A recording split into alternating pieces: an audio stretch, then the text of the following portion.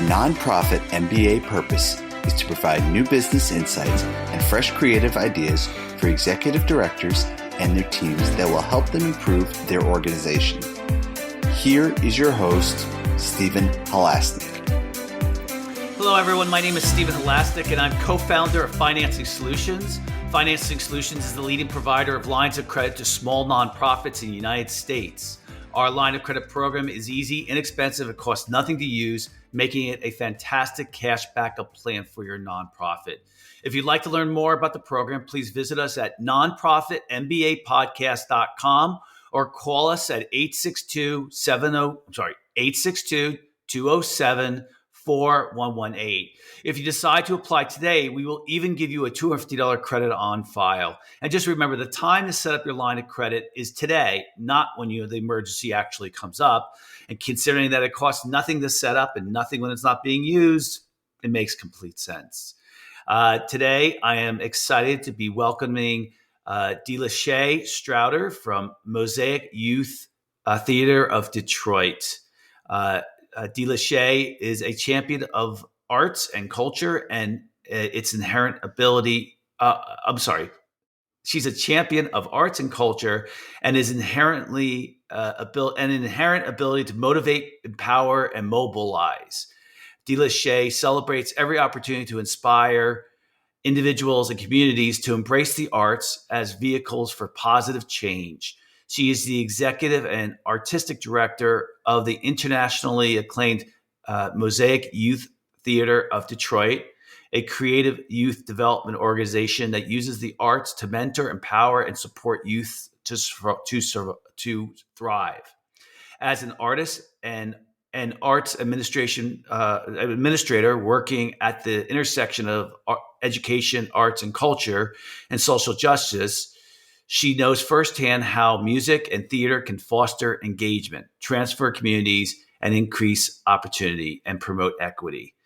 Delashea, welcome to today's nonprofit MBA podcast. Thank you so much for having me. Excited to talk with you. Yeah, I'm sorry to my guests for screwing that all up. I changed this all format, and I've done 90 episodes, and I changed it up today, and it kind of screwed me up a little bit. So I do apologize. Congratulations on 90. That's exciting. Yeah. So I appreciate that. Thank you. So today's topic: nonprofit core values, envisioned futures, and leading forward. It's hard to step away from the day-to-day, isn't it, to kind of focus on the bigger picture. And yet it's the bigger picture, like values, like envisioning future, and like leading, that really makes the difference in your organization, doesn't it? Oh, I wholeheartedly agree. There is power in being present in the moment.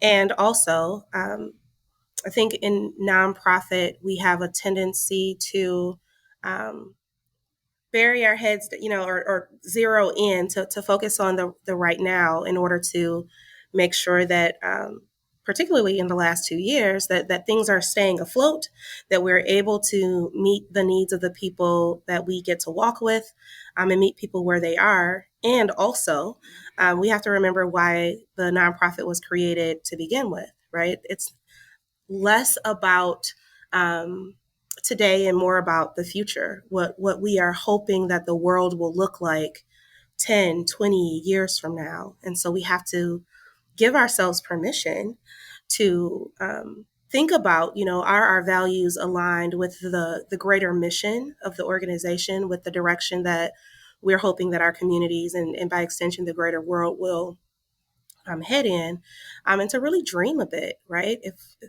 there's such a beauty and power in dreaming. Yeah, it's funny. You should mention all this. I just thought about. I just joined a nonprofit board. It's called Ween Dream. They're about a $600,000 small nonprofit. It's about 6 years old, and what they do is they bring they collect used Halloween kids costumes, and they donate them to kids who can't afford the costumes. And so I came on the board, and the first thing I'm doing is I'm applying everything I know about business and to help them. And the first thing I have them doing is taking a step back and building their strategic plan.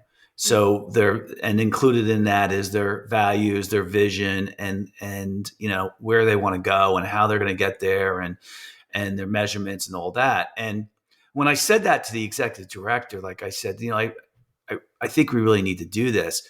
She lit up because she was so busy doing the day to day that, and especially when in the first meeting, and she told me what she wanted to do, and I was like, whoa, that's like, she was doing so many of these little stuff that she got, she wasn't thinking about what the bigger picture is, and and so she was so busy doing instead of just taking a step back. And that's what I think I'm helping her with that a lot.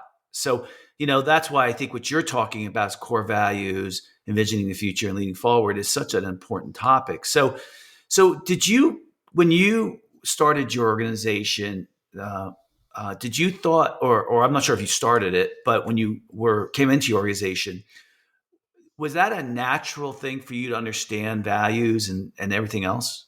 So I came into the organization as a young person. I'm an alumna of Mosaic, and I came into this role after the founder retired. Values is important in my family and in my community. But in terms of an organization having values, I wouldn't say that at my 15-year-old self knew about that. In arts and culture, theater and music, the ensemble develops a culture in its own. It has a set of values that it holds in high regard in order to build the kind of trust that is needed to be vulnerable, to create music that moves people, to be conduits of positive change. And so throughout my leadership journey, both as a teen and now as an adult, I would say that certainly values, although I didn't call it that at the time, has always been a very strong motivator for me, as well as very important. And so as I came into this role, having the conversation with first the young artists who we get to walk with, and then with the adults that are also stakeholders of the organization, to have a better understanding of why Mosaic, and to what end. And based on those things, the why, and then, okay, how do we do that? And our board was really gung-ho about leaning into who are we, and what are we doing, and how do we do it? And so we actually spent quite a bit of time in 2020 just answering those questions, and then picking apart our answers to those questions, which ultimately came down to our core values. And it really reflects the Mosaic model for youth development through the arts.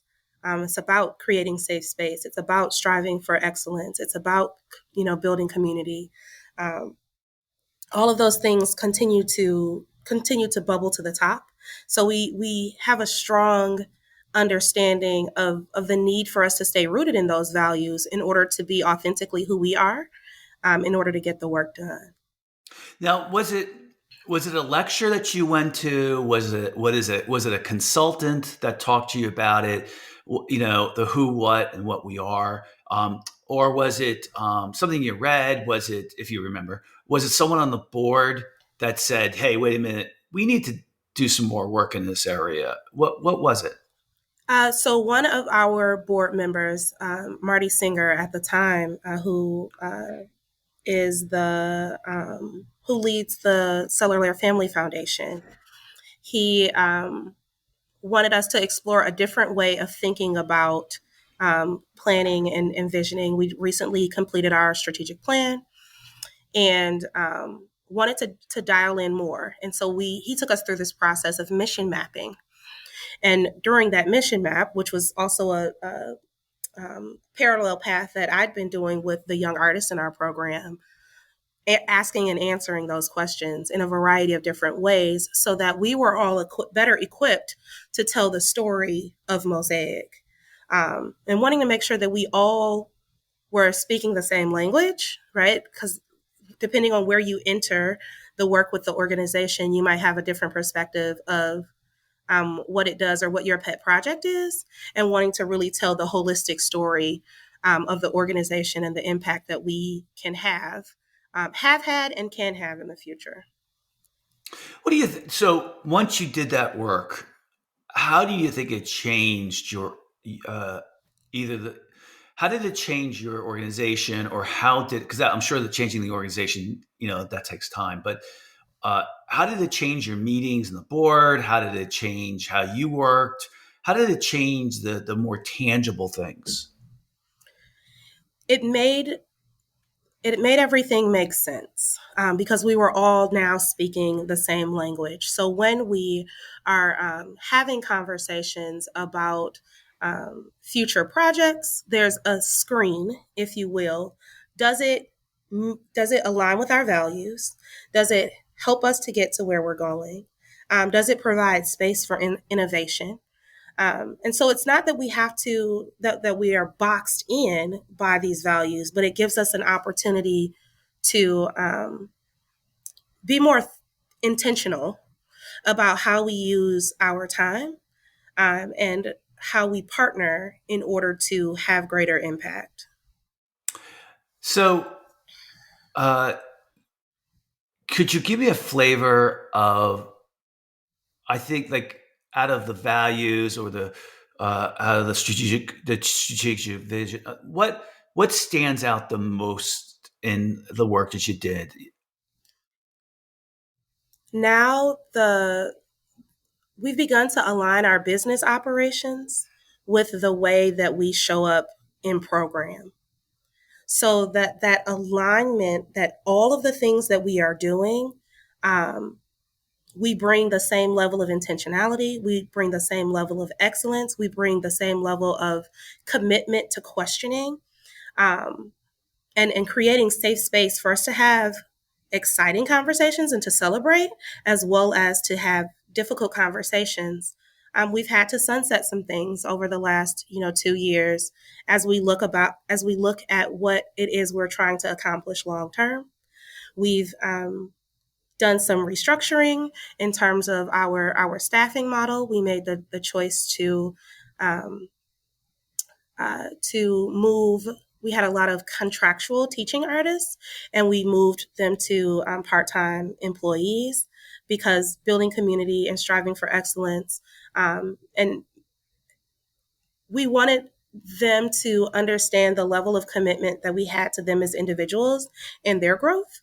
Um, and that allowed us to do that. So from everything to signing contracts for printers to thinking about new partnerships and or programs, it all comes through that screen of our values. So, and how do you make sure that the values and your strategic mission is always thought of in the meetings? Are you do you go over it before every meeting with everyone in the room? Does someone just remember? Is someone the person who's the evangelist for it? How do you make sure that everyone's playing on the same page and remembers all of the values, the vision, all that? So I'll start with our board. With our board, it is integrated into how we report out on what's happening and the questions that we ask one another as we plan for the future. With our staff meetings, we have a specific cadence, if you will, of when are we visioning, when are we reporting, when are we problem solving, and as a part of those visioning sessions and those reporting sessions, there are questions asked about where in your work did this value show up the most? Where in your work do you feel like you missed the mark or it was harder to get to? And having those conversations has helped everyone to feel more connected to the overall mission. Things have become less siloed. and more. I keep using the word intentional, but it truly is Yeah. how we move about the work, how we interact with one another, are all through those values, and it allows everyone to call in. Many people use the word call out, but how we call in one another and hold each other accountable for living up to those values. Because if we're not, how can we expect others to understand it, and how can we expect others to live it every day? This is not, um, I don't want to say normal. This is really good work you're doing. I mean, I, the intentional part, the fact that the way that you structure your meetings, the way that you report on things using a certain methodology, this is pretty advanced stuff. You do realize that this isn't really done very often at other organizations. It's not something I've ever given any thought to. Well, you should pat yourself on the back. It's really, really good. I mean, I bring on a lot of consultants onto the podcast, right? And that's do you work with a consultant that kind of helped you with this? We did not. Aside from going through that mission mapping process with led by the board, um, the reporting out, the structuring of our staff meetings have been things that we've continued um, to test. We pilot something, and if it doesn't work, we keep what did and we move on from what didn't. But we, commit to a culture of learning, which is a part of excellence, right? If we're not continuously evaluating and reflecting and making the tweaks where necessary, is it really striving for excellence? And more often than not, we come up with no, and so we keep moving in that direction. Wow, the discipline to stay on it too is really good. This is not self-serving. I'm just always blown away by the guests that we have on the Nonprofit MBA podcast. If an executive director were to listen to, well, they may not have to listen to all 80 of them, but usually I know what most people, listeners, do. They pick and choose based on what they're interested in at the time, and that's fine. But if I would just tell you, the listeners, that if you were to listen to every single one of these podcasts, your nonprofit organization, because of the experts I have on, would just run like really, really well. And I think it's good to have a consultant sometimes come on because they hold you accountable. But if you have a really good board or someone on the board who can kind of do that too, that's really great. So I have to ask you, I wanted to ask you earlier, but I wanted to hear the rest of it. What are your core values? So our core values are strive for excellence, build community. And now I feel like I'm put on the spot and I can't call them right now. I get it. No. Those are the ones that we're focused on right now in this month. We don't dial into all of them at once every day. Yeah. Because that can be overwhelming. Yeah. But I actually have mine, from my organization. I always have it printed out.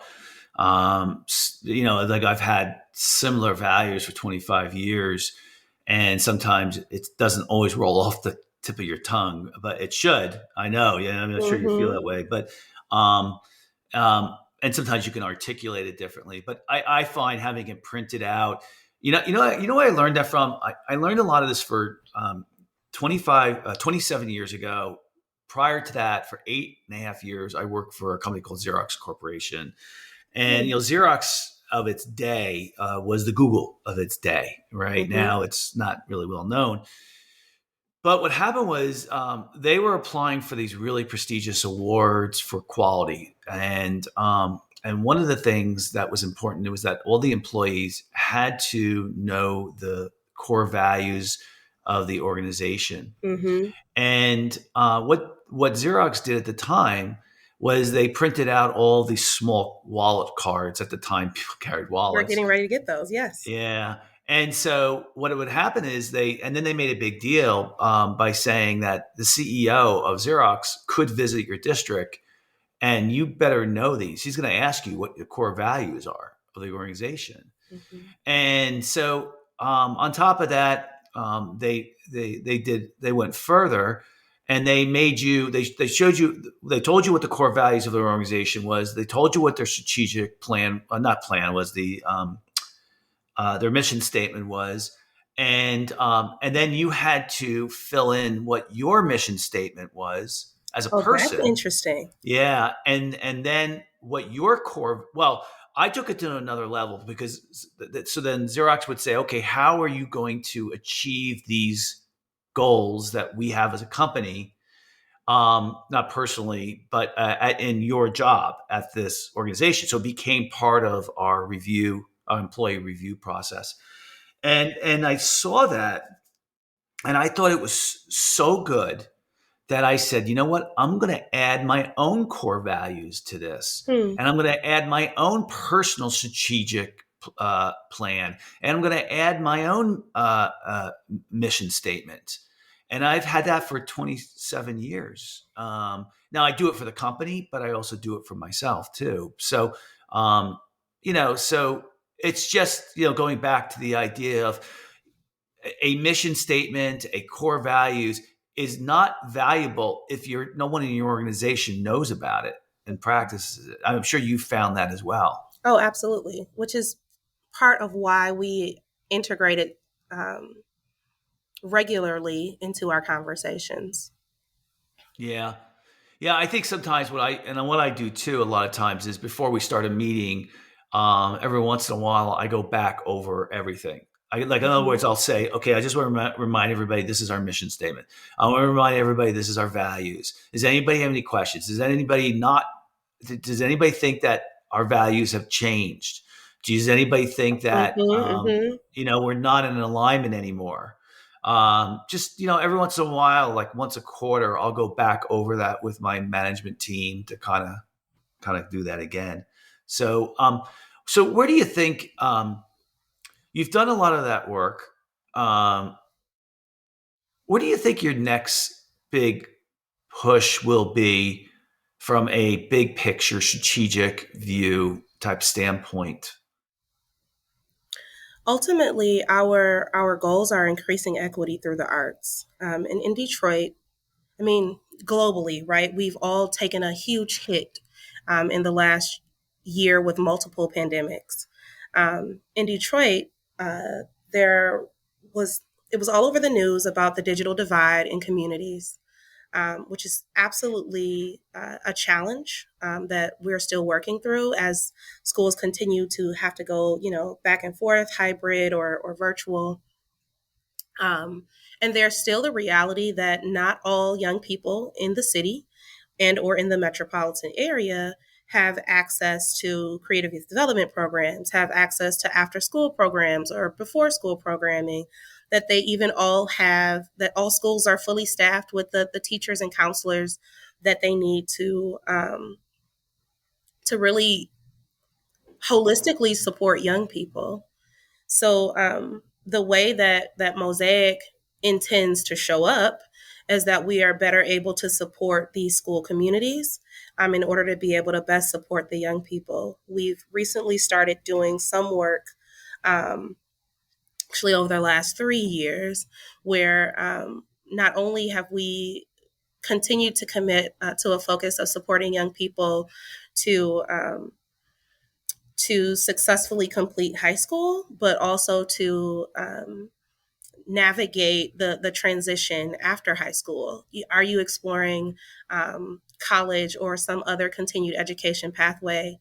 And then now the work is, how do we help you persist so that you complete that next level of training, and to further explore the career pathways that align your passions, your skill sets, and growing your professional network so that you have mentors and thought partners as you continue to grow in the way that you had it when you were a youth ensemble member here. So that's the, I would say, 5 to 10 year dream. 30 years down the line, the hope is that there are that we're able to reach even more young people, right? And that they are also being conduits of change and bridges for other young people, so that the opportunity gap continues to close. Now, so tell me a little bit more about Mosaic Youth Theater. So you work with high schools and schools directly, or do you have your own? Do the kids go from the schools and come to you? We have both. Okay. So we have our youth ensemble program, which is the one that we are most known for. Through the youth ensemble program, they participate in comprehensive and scaffolded arts training, leadership training, and then college and career pathway support. In addition to that, we partner with local elementary, middle, and high schools to augment their arts programs or to bring it to their school because they don't have the capacity to offer the programming. Additionally, we have summer camp programs and several different career pathways for young people to explore various arts careers and adjacent career pathways. Now, the biggest funding that you receive is what channel? Is it from the camps? Is it from the schools? Is it from individuals? What's the biggest funding area? Earned revenue makes up less than 5% of our budget. We are primarily supported by foundations, then government, and then individuals. And so so then I guess you're always applying for grants. We apply for lots of grants indeed. Yeah. Now, do you have a grant writer, or is that done by you? I do some grant writing, but we also contract with a grant writer and are looking to expand our fund development staff. Yeah, yeah. So maybe bring somebody on so they can do it and teach and get them to. Oh, that's cool. How long have you been doing what you've been doing now? So I've been in this role since July of 2019, but I've been working at Mosaic since the early 2000s. Since you were 15. Actually, yes. Well, they saw something special in you at 15. They said, "Oh, she could be a good executive director." Perhaps. Do you play an instrument? I played piano, but my first instrument was the clarinet. Wow, cool. My father was a professional musician, but that's saying it loosely. He had his own polka band and he played it for 40 years. He played 3 days a week, every week. And he always told me clarinet was the hardest instrument to learn. Well, then I'm glad I started with it because piano gave me the blues and I'm still not great at it. My primary instrument is voice, and I do a lot of songwriting and choral writing. And so, yeah. So what do you love about your job? Seeing the light bulb come on when people begin to realize that they are enough, that they are powerful, and that what they have to say, even when you're 6 or 12, or is vitally important to what the world will look like and what the world is now. And so really teaching or inviting people and walking along with them as they learn to find, harness, and wield their power is absolutely hands down the favorite part of my job. Have you ever seen a kid who you're like, oh my God, he is going to be, or she's going to be a star? She is. I see that honestly, I see in that every kid, right? In every young person and person that I meet. It's just about getting them to know it for themselves. In terms of stardom, I don't think about that so much in the artistic terms, so much as I do in the human term. Yes. What impact you're making an impact right now on the world, whether you know it or not. Yeah. When you really begin to come into your own, what the possibilities are, really get me excited. Yeah. I guess I have this vision, and I definitely understand people who can be late bloomers too. That sometimes it's just a God-given gift, and that God-given gift, if used, if you work really hard at it, can turn into something really, really special because it's a gift. Yeah. And, I think we all know stories of people like Michael Jordan who got cut in his freshman year basketball team. and just worked his keister off, right? Yeah. We see stories like that all the time, but I think we also see sometimes in the arts where people were just given this incredible gift and then they used it wisely and then Yes. waste it, right? And Yes. that's pretty an amazing thing, right? Investing in yourself is extremely important. And we're often so focused on results that we don't take the time to do just that, which delays our progress. Now, I asked you what your the favorite part of your job is. What's the worst part of your job? I would say the part that keeps me up at night is knowing that there are so many young people who we aren't reaching. Mm.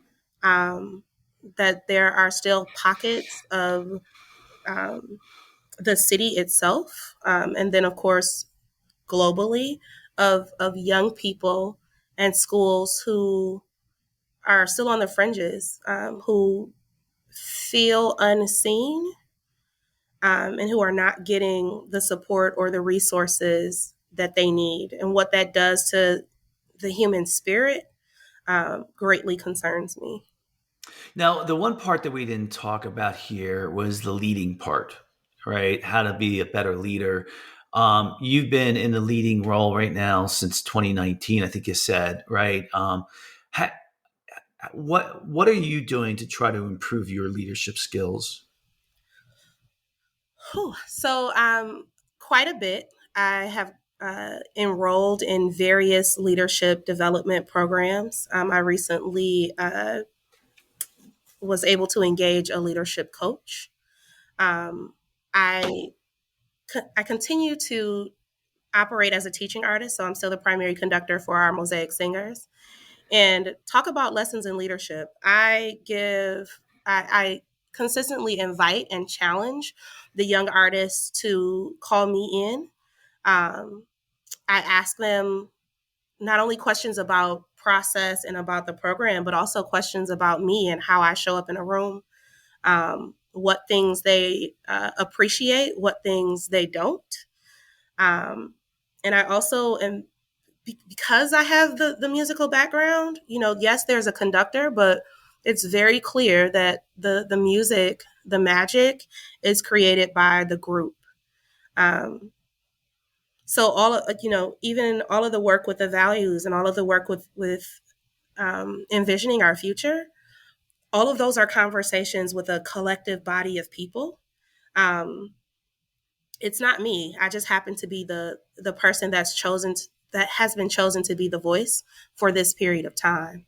And I think that as long as I keep, and all of us, as long as we keep that in mind, that yes, we are individuals, but we're individuals a part of a larger community. Um, and we have to share that power in order to move forward. Um, is really what it's all about. Yeah, the thing that I noticed in you and just dawned on me, I think the people who are humble are the ones that are the special people, right? Like they're the if you can stay humble and teach that to children, and um, I think that's what really makes a person a great person. Don't you think? I definitely think that humility is a trait that is often overlooked. Yeah. I also think that being a great listener um, is also extremely important. Yeah, I think they go hand in hand. I don't think you can be humble without being a great listener, right? Probably, yeah. Yeah, yeah. And so I think it does go hand in hand. So I noticed the humility in you. That's why I kind of mention it. And it's I think it's a great trait. Yeah, I appreciate that. Thank you. yeah. Well, I'm really impressed, and I love this topic. I think it's just really important for nonprofits to understand their mission, their values, their where they're going, and to have leadership skills, improving every single day. I would tell you from personal experience, leadership is not born; leadership is learned. Agreed. And you have to work hard at it. You have to read, you have to take courses, you have to pay attention, you have to see how you're doing it. I love the way you're asking people as well. I don't know if I would like to know the how I can improve as a leadership answer, but you got to ask it anyway, right? Yeah.